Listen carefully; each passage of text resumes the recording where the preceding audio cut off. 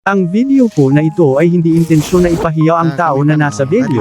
Ito ay isang babala sa mga katulad kong rider, kaunting kaalaman na din sa mga customers na hindi pa gaano alam ang sistema sa return and refund ng kanilang order. Sana wag nyo naman po pilitin buksan ang parcel kung duda kayo sa parcel nyo, lalo kung di nyo pa nabayaran sa rider, kasi kapag di nyo kinukuha ang parcel, si rider na po ang magbabayad niyan. At para naman po sa SPX o sa operator, sana po ma-accept na din sa operator ang ROS o return on the spot, kasi maraming na din akong na-encounter na customers na alam ang bagay na yan, at pinipilit nila na buksan ang parcel kasi sa Shopee talaga ay may return on the spot kung may diferensya ang parcel. Maraming salamat po.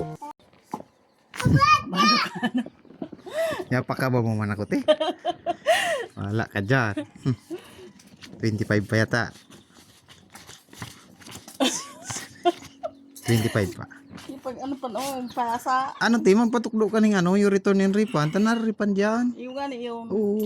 Hindi pa man nga, ano, si. Rider ang ma-refund kaan. Si Kani Shopee. Ngani, Ah, pinag-text mo na gani yung Shopee, maripagdaan. i-process ugarin niyo yung return and refund. Duman yun sa upstay, bako man sa rider. Doon nga ni, sa apps kami ng ano. Ayo, na-process na. Oo. Sa Shopee Pay yan na refund. Automatic yan, pilang beses na ako nag-refund. Isa nang, pick up lang talaga otro yung parcel na uyag, kung uyag. Takong, Pinag-text kung me. sa mo yan, ay actual mo yan kabuksi. Pag di mo yan kinuha, ayog niya na tida, ako pa yan doon, ayot, babayadan kuya. Kuman yan, pati medyo na kuya kung ayog niya na halaga.